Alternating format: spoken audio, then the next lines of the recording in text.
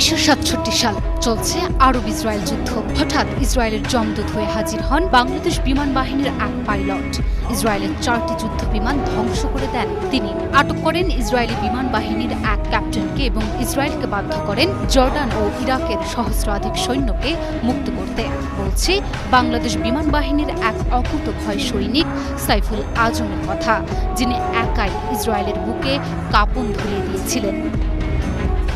1941 সালের 11 সেপ্টেম্বর তৎকালীন ব্রিটিশ ভারতের পূর্ব বাংলার পাবনা জেলার খলিশাদহ খাগড়বাড়িয়া গ্রামে জন্মগ্রহণ করেন সাইফুল আজম। পিতা নুরুল আমিন চাকরি সূত্রে থাকতেন কলকাতায়। 1947 সালে দেশভাগের সময় তার পরিবার ফিরে আসে তৎকালীন পূর্ব পাকিস্তানে। 1958 সালে সাইফুল আজম ভর্তি হন পাকিস্তানি এয়ারফোর্স ক্যাডেট কলেজে। 2 বছর পর 1960 সালে তিনি পাইলট অফিসার হয়ে শিক্ষা সম্পূর্ণ করেন।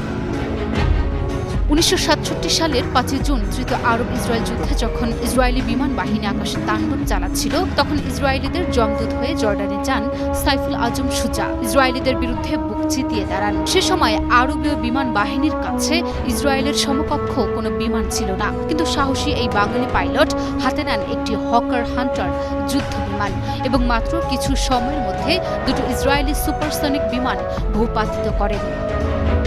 সেদিন অকুতোভয় বৈমানিক সাইফুল আজমের অকল্পনীয় বীরত্বের কারণে ভেস্তে যায় ইসরায়েলের পুরো পরিকল্পনা। উল্টো নিজেদেরই দুটো বিমান হারায় তারা। এমন বীরত্বের জন্য পুরস্কার স্বরূপ সাইফুল আজমকে হুসামি ইস্তিকলাল সম্মাননায় ভূষিত করে জর্ডান।